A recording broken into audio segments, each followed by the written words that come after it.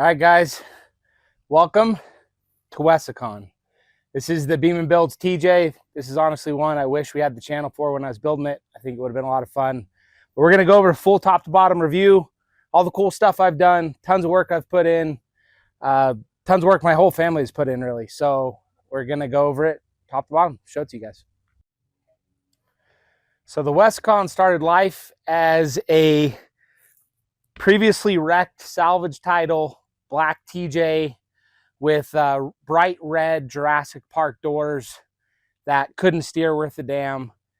And my wife was getting ready to go away to some training, and I convinced her that the best commuter vehicle for me was to get an old TJ and I'd drive that while she was gone, because she was going to be taking my primary commuter vehicle while she was away. About 30 seconds after she left, I started tearing the Jeep apart. So I didn't intend for it to go this way. I think some of the guys out there can understand me when I say I really didn't intend for it to become this at the beginning.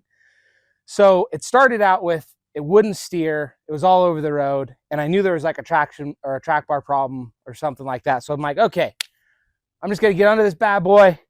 I'm going to take care of that track bar. I took the track bar off. I'm like, man, there's a lot of stuff that needs working here. So I kind of disassembled the whole front end. And then I disassembled the whole back end. And then pretty soon it was literally just a frame on the ground. And I was like, well, it's already a frame on the ground. What's the best thing I can do? Let's turn it into the baddest Jeep on the planet. So mind you, my wife is clueless to this the whole time. She has no clue that I am procuring an ungodly amount of parts, that I'm tearing apart this Jeep, and that I'm building it in the garage.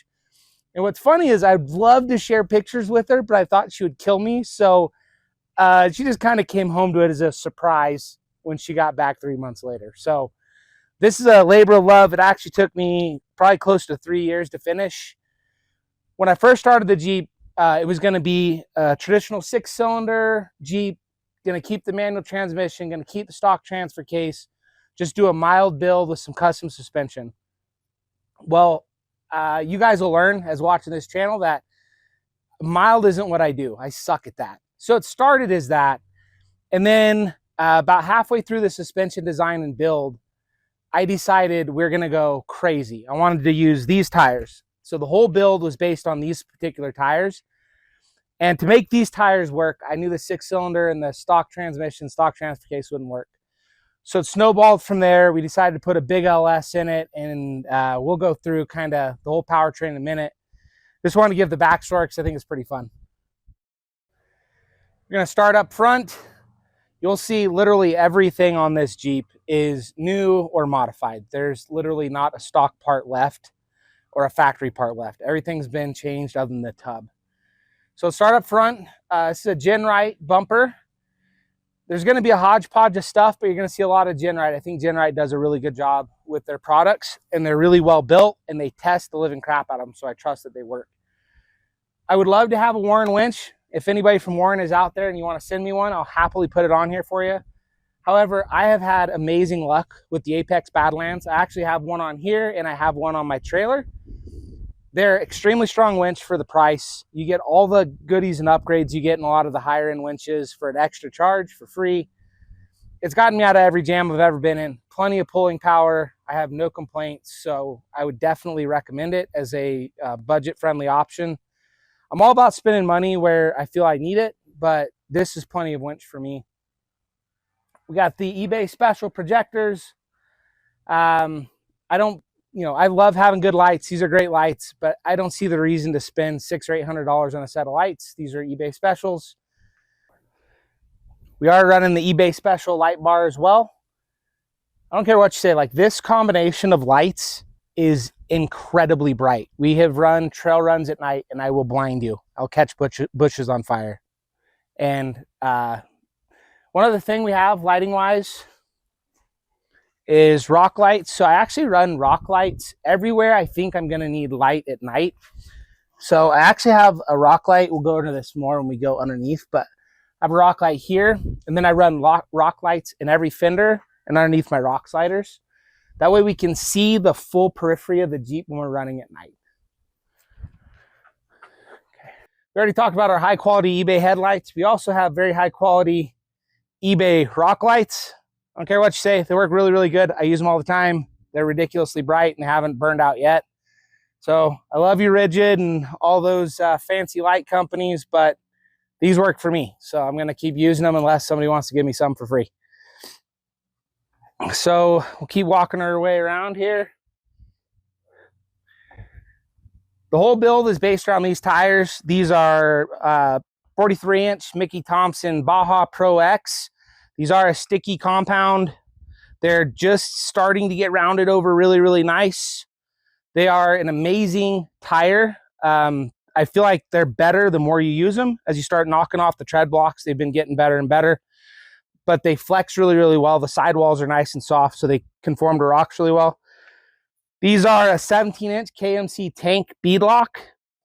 I honestly got these not for the looks, even though they do look really cool. They're one of the beefiest wheels I could find as far as sheer meat in the wheel. And I wanted to make sure they don't break. KMC's obviously got an amazing reputation with their products, but I wanted to make sure that we couldn't break these wheels. I do run at super low tire pressures.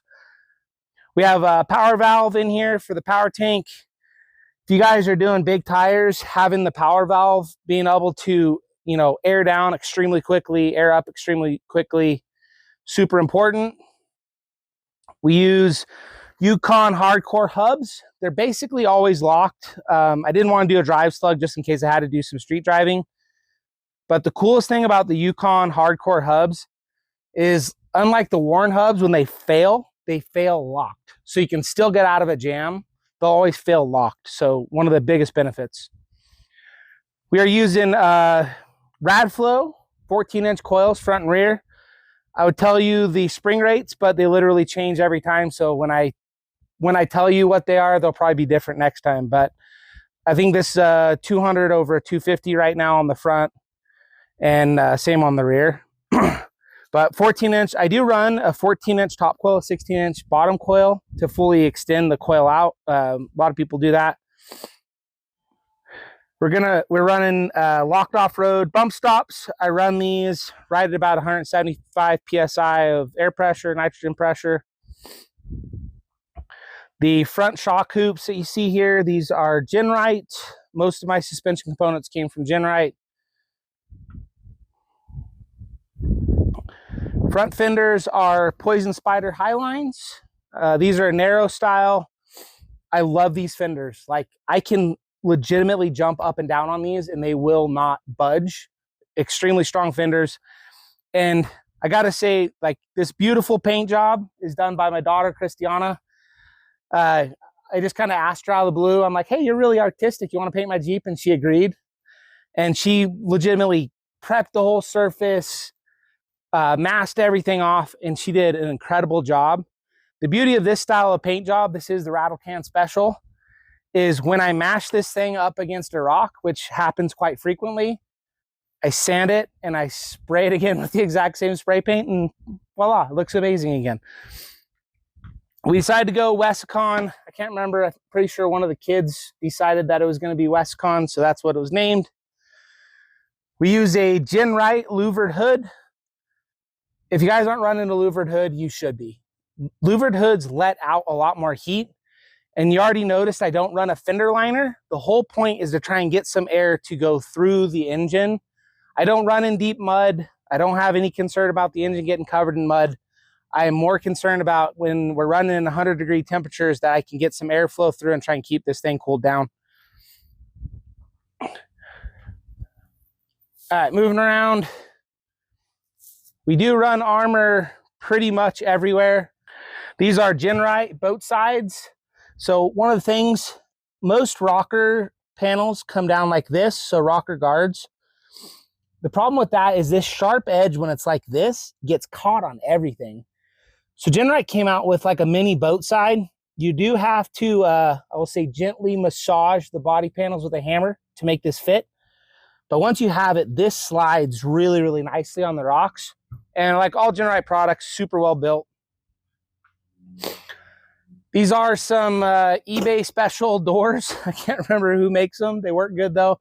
I just wanted something For some reason, a tiny little door like this makes me feel better about not falling out than having no doors at all. So I run these tiny little tube doors. These are also an eBay special. These are actually for side-by-sides, just some rear mirrors. We do have the fancy Scosche mount for my roll cage. I will give it to Scosche. They make a heck of a product. I wish I got it for free like all the other YouTubers, but I actually paid for mine. But it does work good.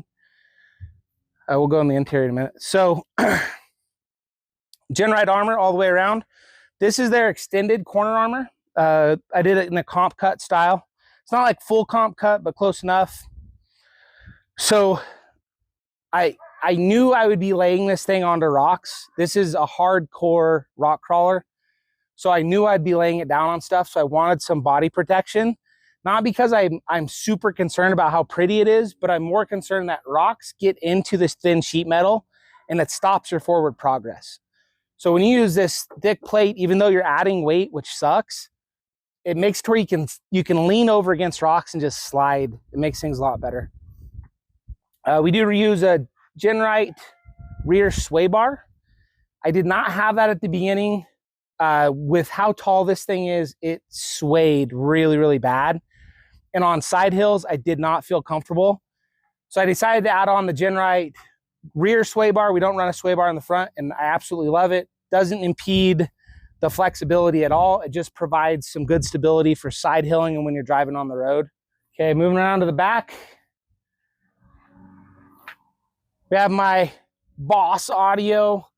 I do run 6x9 Marine speakers. I do have a 10-inch sub in here. I do really like my music on the trail. I don't know if everybody else likes hearing it as much as I do, but that's for them to be upset about. But these are awesome. They're good for what they are. I'm not going to say they're the world's best speakers, but for what I need, they work really, really well.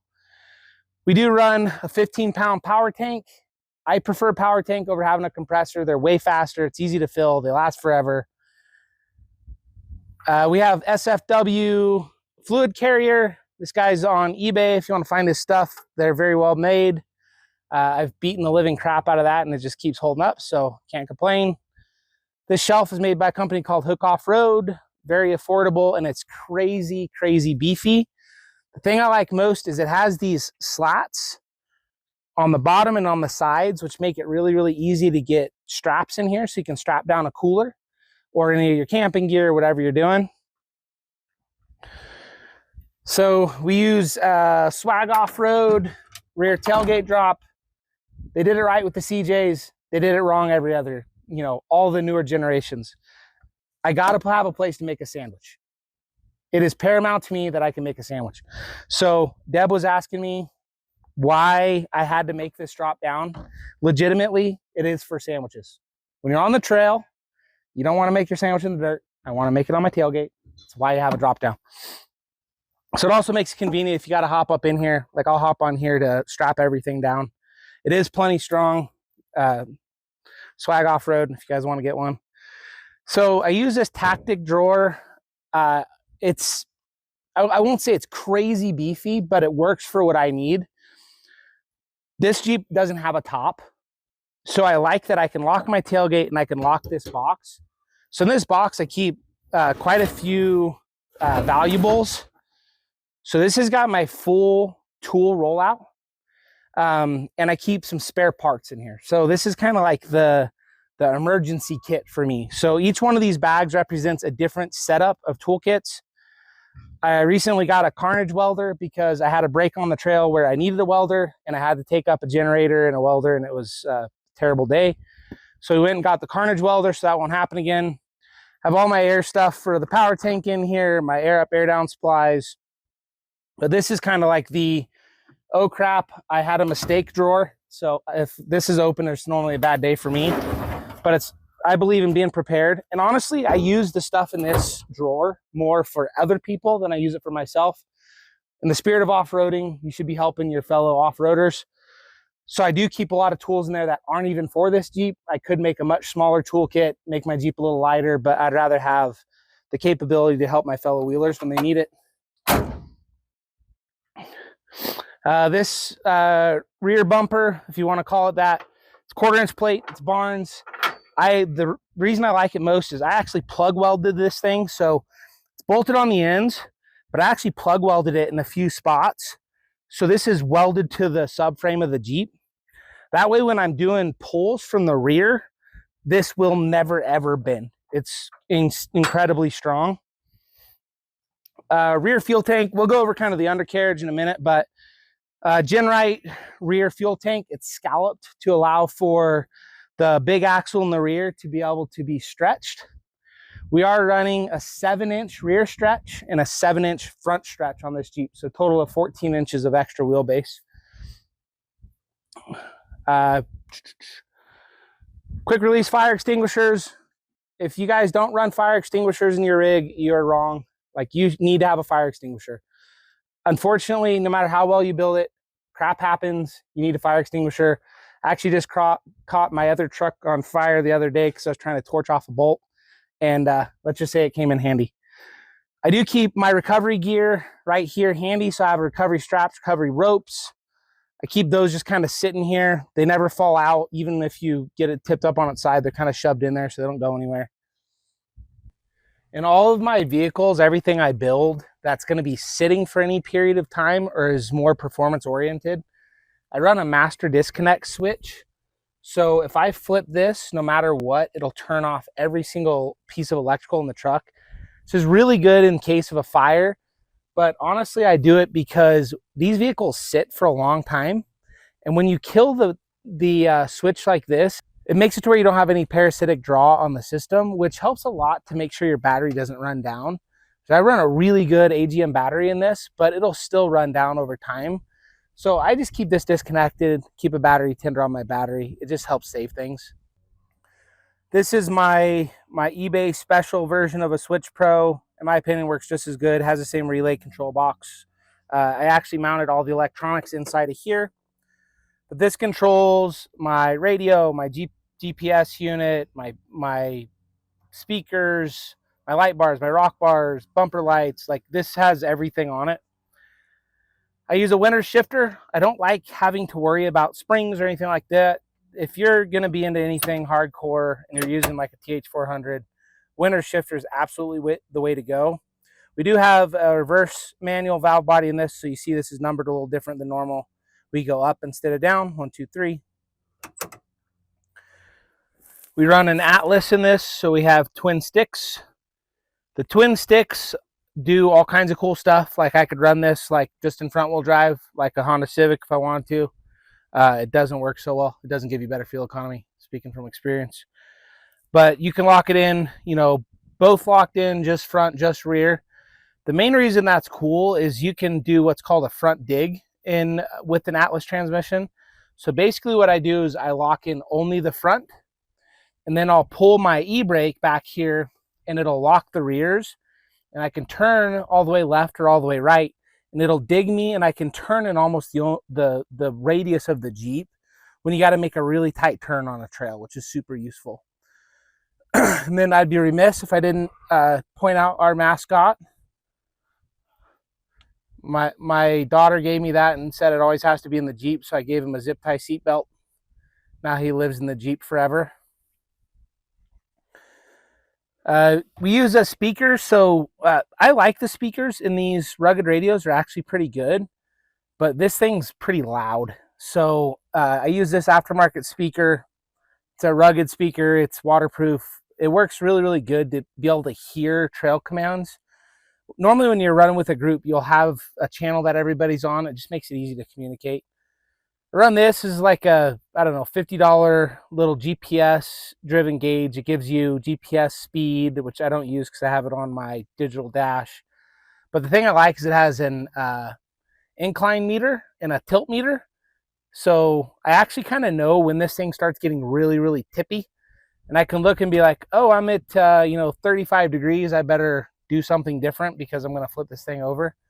So it is a nice tool to have. And it does give you GPS coordinates too, so you can see.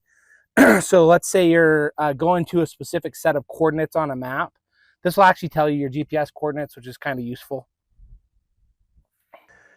So everything inside of the Jeep, so when we had this thing fully stripped, I put truck bed liner everywhere on the interior. You can see it all over the floor. I don't run any type of mat or carpet, it just gets in the way. And I can open up the drain ports on this and just spray this whole thing down. This is probably the cleanest this Jeep's been in a while. And this makes it to where cleanup's a little easier, assuming I clean it up, but half the time I don't. So I do run a spider web shade or spider shade. These guys make a really good product. This thing's been out in the sun for, I don't know, a year and a half, 2 years. And it doesn't seem to fade or degrade at all. They make a really good product. And I'll show you what the design is on the top before the video's over. But just having some shade when you're out in the sun all day is super, super nice. And this has been a really great product. I like it a lot. All right, here's the business end of this thing. So this is a LS3 out of a wrecked 2012 Camaro. When I got this, it had about 24,000 miles on it. I actually tore it down because it's just the way I am, to see how good a condition it was really in, and it is like brand new inside. You would never know this thing has even been run. It's so clean. I did convert it over from the electronic throttle body to a normal cable driven throttle body. I feel like these are just a lot more reliable and it's easier to program. This is all run with a Holley Terminator ECU. I definitely prefer using an aftermarket ECU when I'm doing LS swaps. Done quite a few of them, and I feel like that's the easiest way to manage them. We're using hooker headers, going through custom exhaust done by yours truly. That is a Flaming River disconnect we talked about in the interior. We use Odyssey Extreme battery. This is the best battery I've ever had. If you guys are looking for something that is insanely durable, tons and tons of life, Odyssey Extreme is the way to go. I've had quite a few of the other red top brands, we'll call them, and this smokes them every day of the week, and it doesn't do the dead discharge like those do. This is a custom 4-core radiator. I would love to say it never overheats, but this engine gets a little warm sometimes. I have changed the tuning a little bit to help alleviate some of that. Most of the time it does really, really good. It's only when I'm railing on it for a long time that we have any problems. To fit everything inside of the shock towers, I used a Holley mid-mount system for all of my accessories. If you guys are working on any retro fits for an LS engine, I highly recommend using one of the Holley low mounts or mid mounts. Everything gets compact, much tighter inside. It makes it a lot easier to manage. You can see the braking system there. That is a Hydroboost braking system. If you're going to do a vehicle of this caliber, the normal vacuum booster does not cut it. You have got to get something better. I highly recommend using a Hydroboost, but if you're going to use a Hydroboost with a big ram, you need a really, really good pump. So this has PSC's high flow pump to help with that. So I mentioned earlier, we're using Genright shock towers. I do have them braced in like 4 different ways because I don't want them to flex. And then I use this as my crossover tower to keep them from flexing inwards on each other. I have made these before, and I have seen them made where they're not bolted, they're welded. And if you ever need to take your engine out, it makes life really hard. You have to cut this whole thing off. So always run a bolted crossbar, so that way you're saving your future self from a pain in the ass.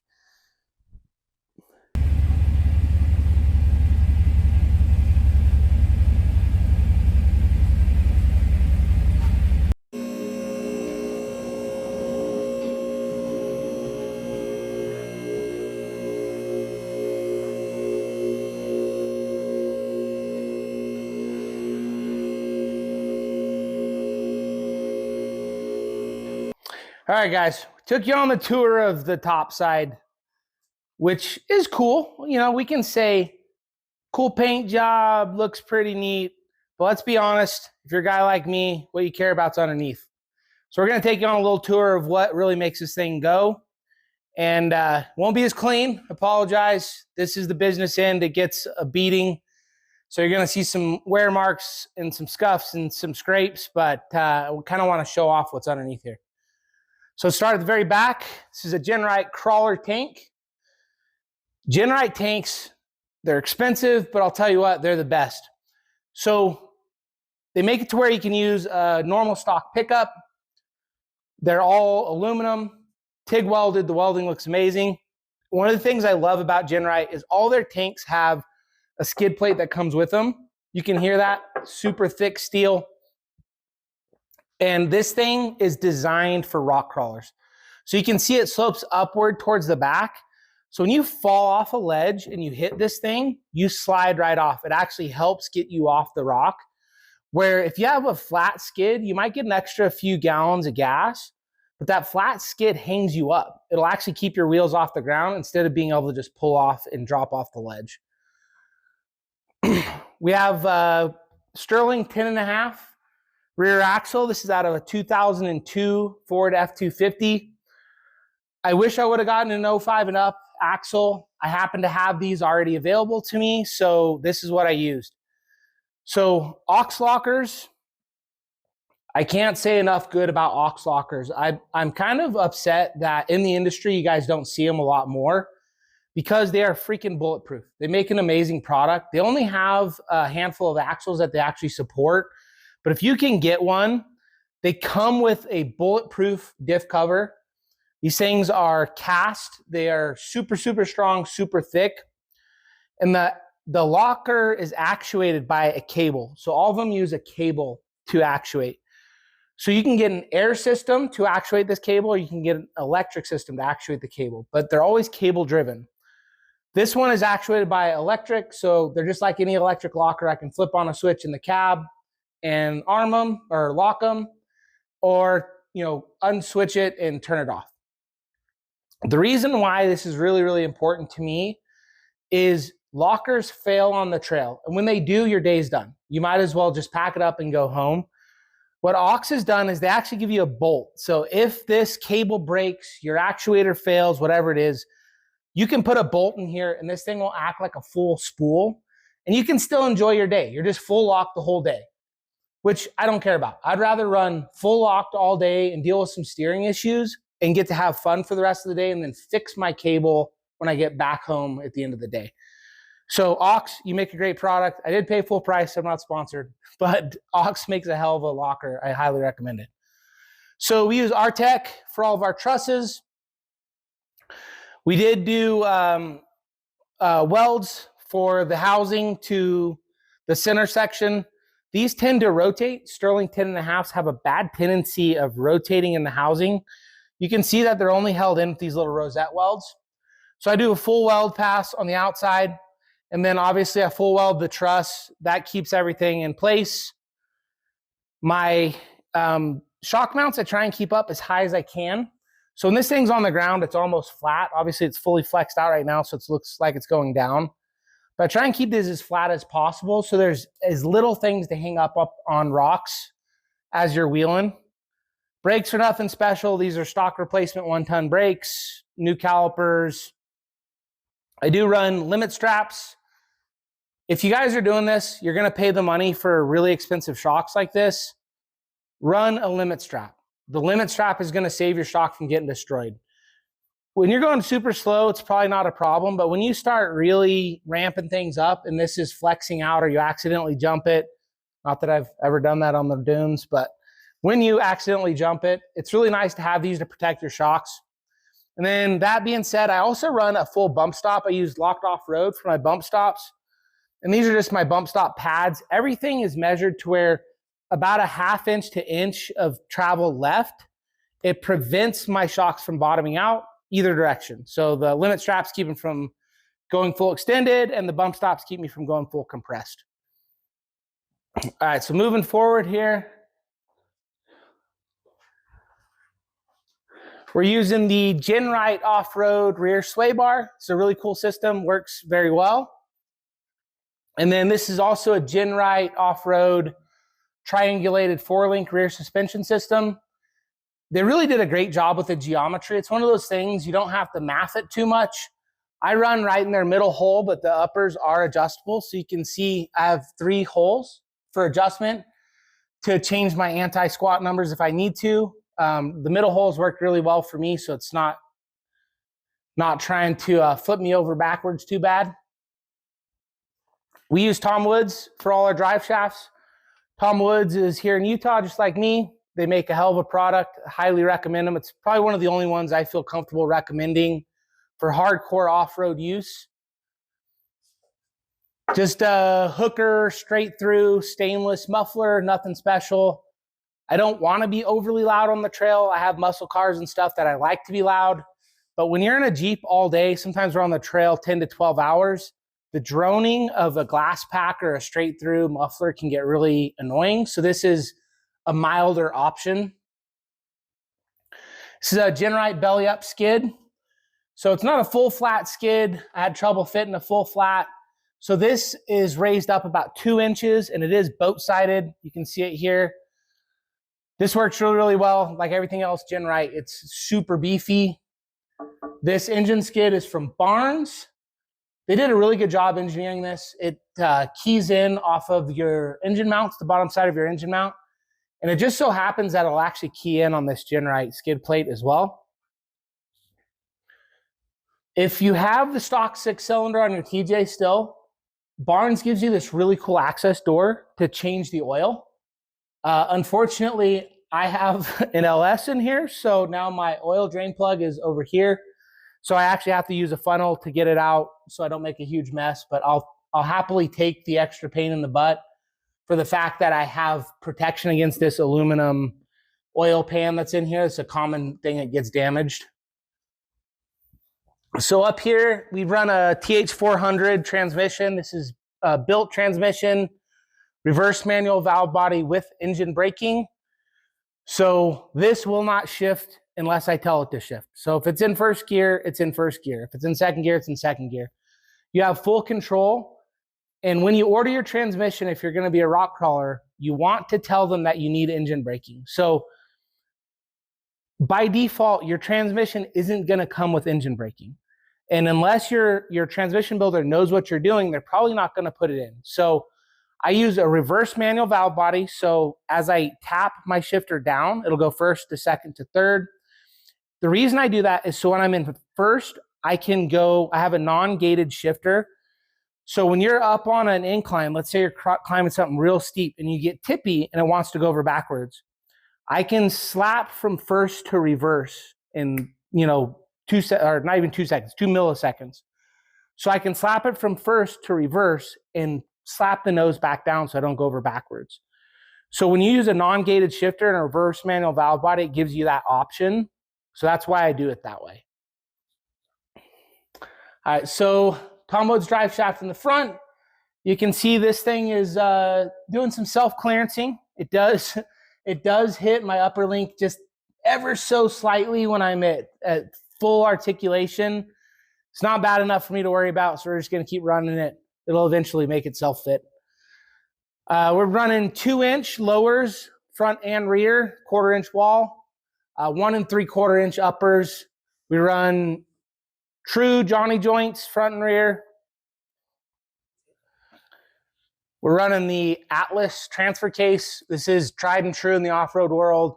I stick with what works. There are a few other ones out in the game now, but I run an Atlas 5-to-1. These things are bulletproof. And the ability to twin stick is very, very valuable. So you can run front wheel only if you need to.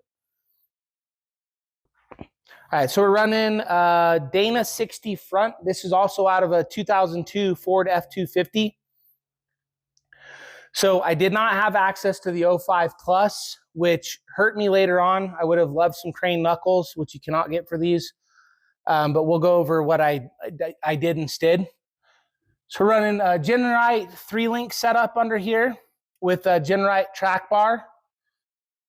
This is again an R-Tech truss, and we'll go over the truss just a little bit more on the other side. Stock 1-ton brakes. These are heavy-duty TRX ball joints. I've had really good luck with these. I've ran them in a few vehicles now. They tend to last a little bit longer than most. We're running some Yukon super joints up front. So these are basically a 1480 CV. Hopefully I'll never break them. And these are Yukon's full chromoly front drive shafts. I'm trying like hell to not have to replace any components on the trail. So I'm hoping the chromolyes will help me out. They've done really well so far.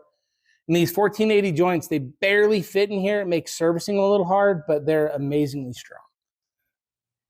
You saw the back side of the Artec truss. So here's the front side. So one of the cool things Artec does is their systems are kind of modular. So Artec makes this front full hydro mount that keys into everything else they have. So this full front hydro mount is holding my PSC 3-inch bore, 6-inch stroke ram. So this turns the tires super easy. So I would rather go with more steering than I need. So with this setup, I can have the Jeep completely on its side, bound up in rocks, and still turn my steering wheel to the point where it'll actually lift the Jeep up with the steering. So I would always say lean to get more steering power than you need. And then just make sure the components like these joints are strong enough to support whatever you're doing. So if you have a really strong ram, make sure you have really strong tie rods. All right, so I mentioned that you can't get crane arms for these. And obviously crane is the best. I would love to have crane knuckles and crane steering arms. They don't make them for the 04 and down Dana 60s. So if you're running the 99 to 04 Dana 60 out of a Ford, the only real good option I have found is you can weld your own, and that's actually what I did originally. And I actually peeled the entire system off when I hit a rock. So I wanted something that was through mounted like the crane system and keyed. So Weaver Fabrication is the company I found that does an amazing job with these arms. They're really the only ones. Weaver makes a 6-bolt fine thread grade 8 knuckle, very much like the crane. This is machined into a stock knuckle and it's keyed in on the top so it can't twist. The only downside that I see with this is I don't have it in double shear. And I have my other system in double shear. We'll see if that ends up being a problem, but I think with this 1-inch thick steel arm that I won't have trouble. I haven't had any trouble yet. We'll see with more use if it ends up having some trouble in the future. So if you're into hardcore rock crawling, you know the value of what's called a suck down winch. So I can pull my winch hook here and hook it up right here. And I can compress my front suspension down. When I compress that front suspension down, it basically makes my Jeep look kind of like a stink bug. But when you're climbing super steep inclines, it makes it feel like it's going on much less of an incline. So you might be climbing something like this, but it feels like you're climbing something like this.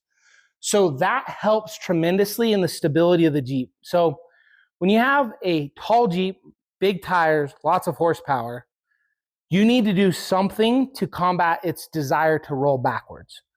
So the suspension geometry in here pushes the front end down.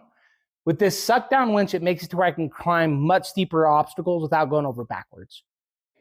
All right, so going back to how well engineered Artec's stuff is. So you can see the bridge here on the Artec truss that ties this whole assembly that I have going on here into this. This is a stock piece that I've modified. It comes with their truss, but it didn't work the way I want, so I rebuilt it.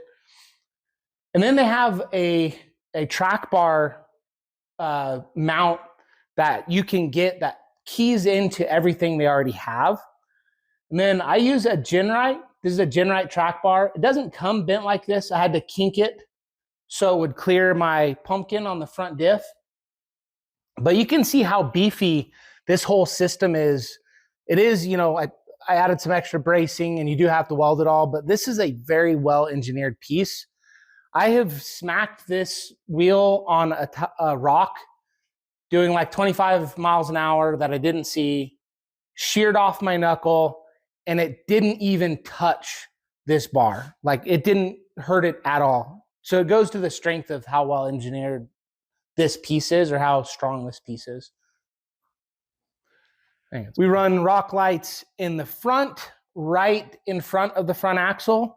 The whole purpose of that is so a spotter can see right in front of the Jeep the rocks you're about to hit. So when you're night wheeling, what happens is you have dead spots. Even though we have a ton of rock lights, we have light bars, we have really good headlights, you still run into this issue where you can't see right in front of your Jeep. So I run rock lights right in front of the front axle so you can see what you're about to hit. I run rock lights in my front fender just forward of the front axle. And that's on purpose. I run it in front of the front axle again so you can see that dead spot, that dead zone. Then I run a rock light right in the middle of the Jeep, kind of tucked in behind my slider. That's there so you can see out the side of the Jeep what you're pivoting on. And then lastly, I run one in the rear fender, again, like right above the rear axle. And these do two things. Obviously, they help you see when you're out wheeling at night. The bigger thing is when you break something on the trail, being able to flip on your rock lights and see what you're working on very clearly without having to hold a flashlight is hugely beneficial. All right, guys. I really hope you enjoyed the walk around of the Wesicon. This is 3 years of my life wrapped up into this Jeep, and it's really the impetus for why we created Beam & Builds. So we were looking back for this for this video to try and find a bunch of assets of this Jeep being built. And frankly, we have very few, which is kind of sad because now I can't relive all the cool stuff that was done to create this Jeep. Just going over the build list, I was like, oh yeah, and this, oh yeah, and this, oh yeah, and this. So my kids and my wife both urged me, it's like, hey, you build all this cool stuff in the shop. We should really showcase that and show it to people. And I was a little bit resistant because I wanted, selfishly, I want to just build stuff, do it quickly. And filming and setting up lights and all that, honestly, it takes a long time. Everything takes 2 to 3 times longer when I'm filming it for you guys. But I'm happy to do that because I like looking back on what we've done. And it's super fun sharing it with my family and friends and whoever else out on the internet wants to see it. So this is going to be showcased in Sand Hollow next week. So it's been kind of dormant. She's been over there sitting, waiting in the wings, jealously looking at side piece through the curtains, if you will. But we're about to run her and give her a good shakedown down in Sand Hollow. We'll be down for Trail Hero. Look forward to some really cool videos from Trail Hero. So we're going to do a full event review, kind of what to expect, what to see at Trail Hero, really cool rigs. There's tons and tons of really cool rigs down there. There's a really great expo, so they have all kinds of vendors set up. There's a concert they do, so it's a really cool event. We'll bring everything to you guys so you can kind of experience it if you've never been there. And we'll be taking the time to show you at least 4 trails, possibly 5. We've signed up for 5 trail runs. These are all guided trail runs on some of the most iconic trails in Sand Hollow. And one of them's a night run. That's why I say you may not get that one just because the video quality might suck. But we're going to do full-on trail reviews, front to back. You're going to get to see the Debicon out there piloted by my beautiful wife. And she's going to kill it on some 8-rated trails in a nearly stock Jeep Wrangler Rubicon. She's a little nervous, but I think she's going to do an awesome job. And then I hope it doesn't happen, but if the worst happens and I break this thing on the trail, you guys will get some footage of how to fix a Jeep on a trail and how to fix a Jeep at an Airbnb. So should be an awesome time. We love that we could share this with you. We can't wait to share some videos of it doing its thing out on the trail. And we'll see you guys in the next one. That is so awesome!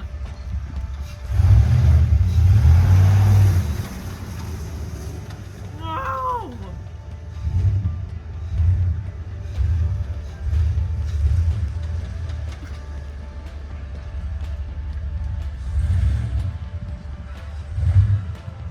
The hood's not even matched up.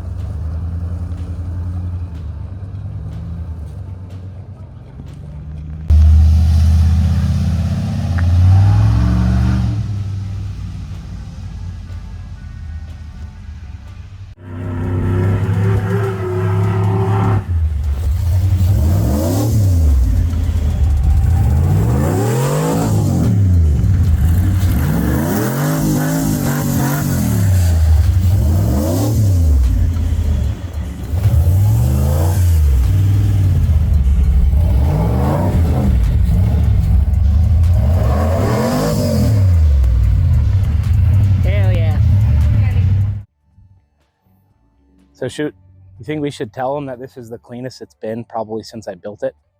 Or should we just like let that be? Okay,